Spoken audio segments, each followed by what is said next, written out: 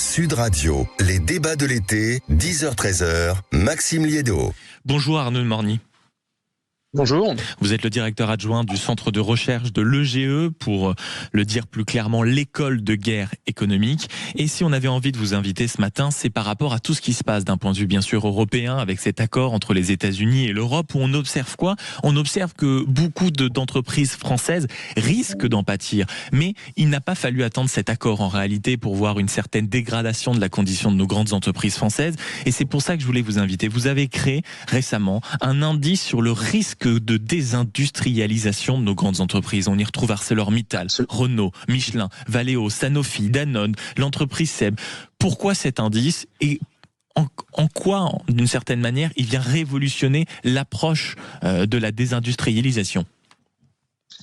Alors pourquoi cet indice ? Parce qu'on a posé un constat très simple, c'est-à-dire que les indices qui existent déjà, par exemple le baromètre de l'industrie qui a été créé par la Direction générale des entreprises en 2022, constate une situation une fois que les choses sont faites. C'est, si j'osais la métaphore... On doit attendre en réalité des suppressions d'emplois pour que tout d'un coup on se dise tiens, cette entreprise est dans un état d'alerte majeur.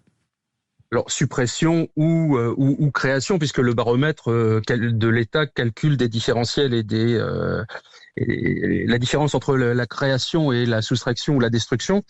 Donc, en fait, c'est une logique presque d'autopsie, c'est-à-dire de médecin légiste. Voilà ce qui s'est passé l'année dernière, et puis l'année suivante, voilà ce qui s'est passé l'année dernière.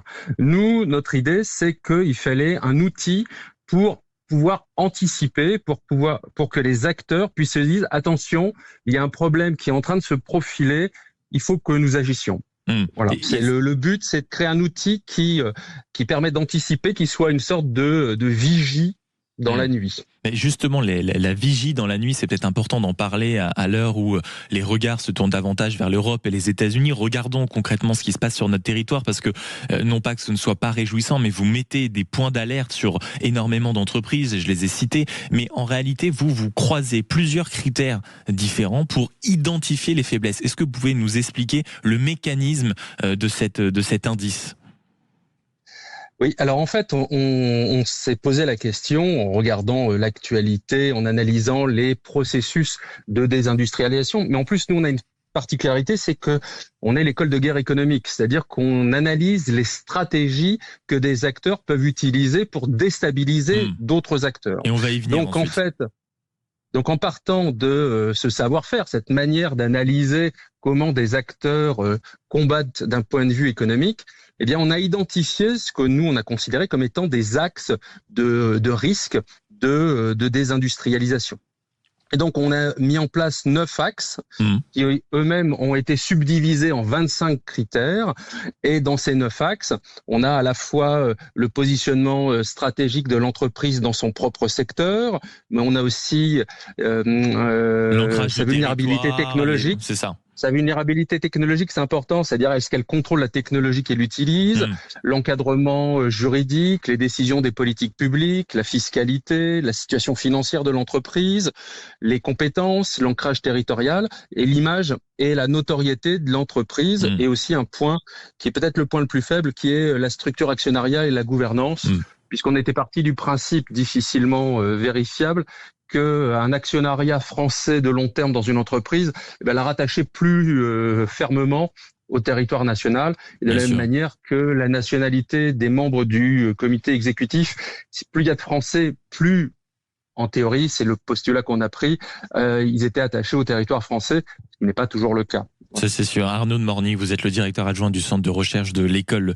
de guerre économique. Rentrons justement dans le concret avec les entreprises que vous passez au scanner de votre indice sur le risque de désindustrialisation. Il y a ArcelorMittal, il y a Renault, il y a Michelin, il y a évidemment l'entreprise SEB, Valeo, Sanofi, Danone, bref, les grandes entreprises françaises.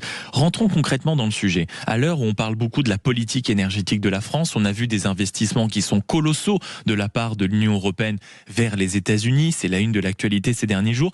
Parlons de Renault. Renault, entreprise française, vous ciblez très bien dans votre rapport de l'école de guerre économique à quel point Renault est aujourd'hui victime d'une certaine manière des normes et de la politique de transition écologique de l'Union européenne. C'est totalement paradoxal quand on voit les investissements à coups de milliards de façon faramineuse qu'elle s'apprête à envoyer du côté américain plutôt que de sauver l'industrie automobile européenne.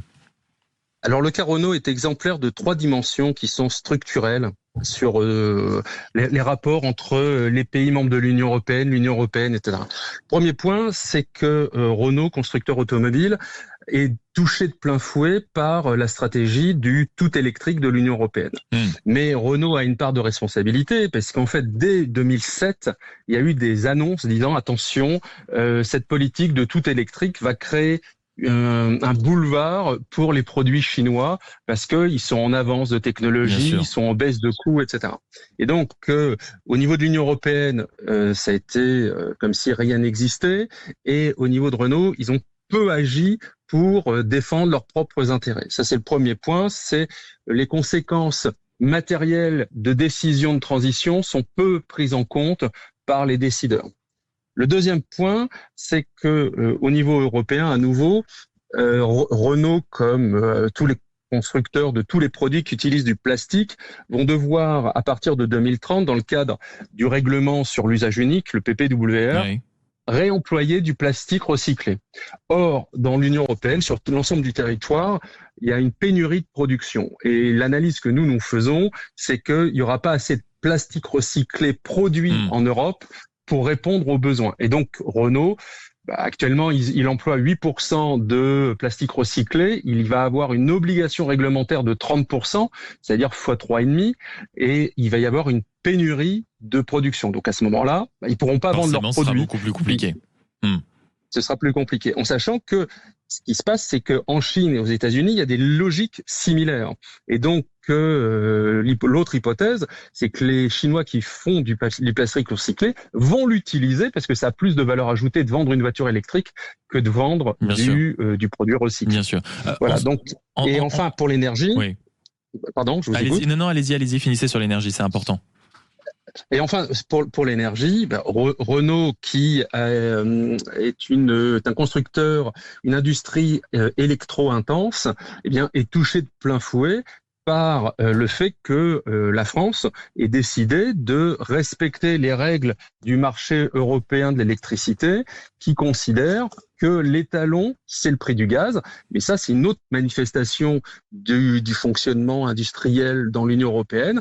C'est que, pour finir, l'industrie allemande est privilégiée dans les règles européennes. Et ça, on l'a bien vu. Un autre cas aussi emblématique de ce qu'on voit et ce qu'on a vu dans les négociations entre Ursula von der Leyen et Donald Trump concerne l'acier. En réalité, l'accord sur la majorité des exportations, il n'y aura, on va dire, des droits de douane que de 15%. En revanche, l'acier restera à 50%. Et dans votre étude sur la désindustrialisation et cet indice que vous mettez en place, vous étudiez aussi le cas d'ArcelorMittal.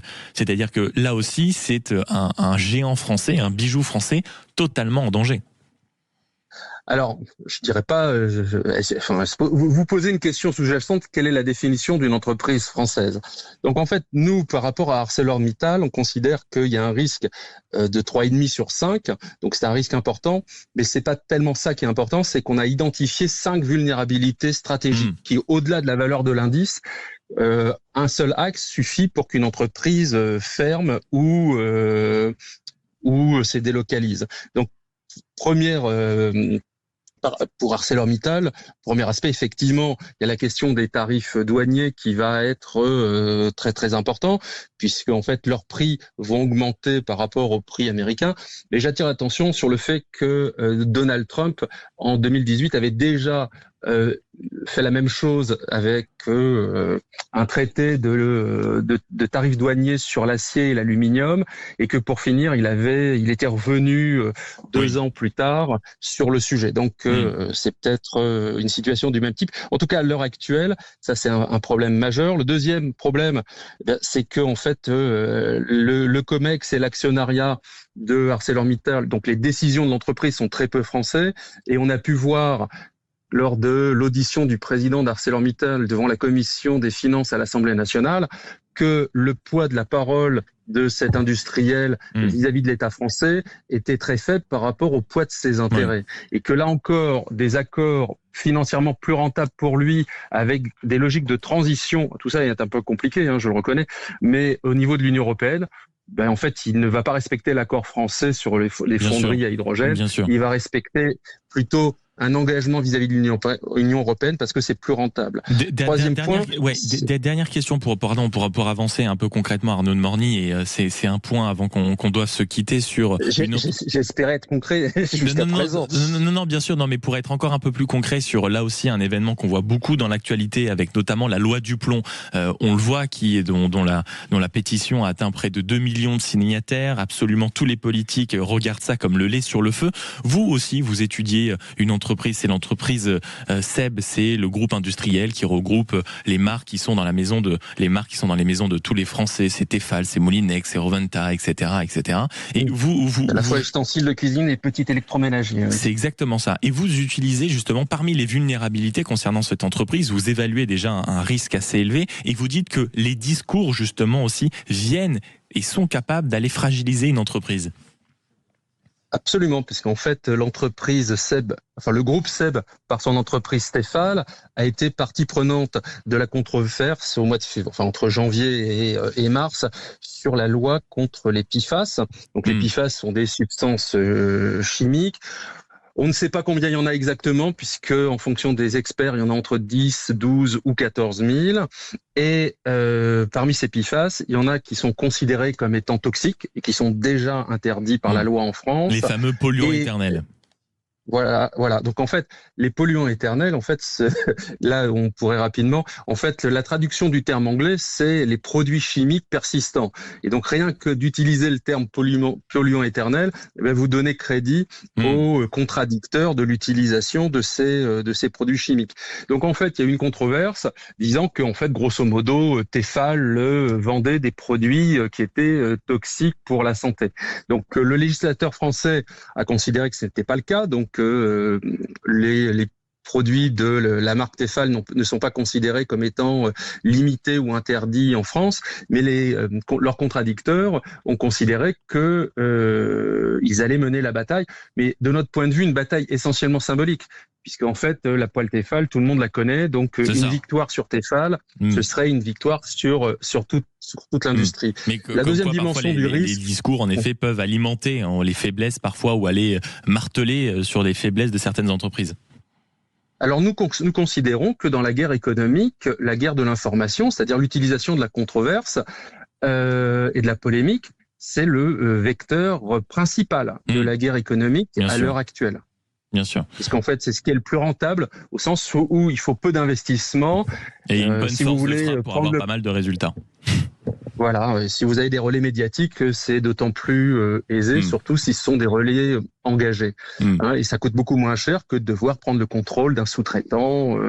Donc d'un point de vue économique, c'est beaucoup plus facile. Beaucoup et plus en termes rentable et beaucoup plus efficace. Beaucoup plus rentable. Merci beaucoup Arnaud de Morny, directeur adjoint du Centre de recherche de l'École économique de guerre, pour nous avoir alerté et sur la création de cet indice, sur le risque de désindustrialisation dans notre pays. Dans un instant, qu'est-ce qui se passe du côté de la Poste? Est-ce que c'est encore un service public après l'augmentation du prix du timbre qui va atteindre la modique somme de 1,52 €? Est-ce qu'on peut encore dire aujourd'hui que la Poste est utile? Ce sera d'ailleurs l'un de nos débats à partir de 10h30. On en parle dans quelques instants. À tout de suite.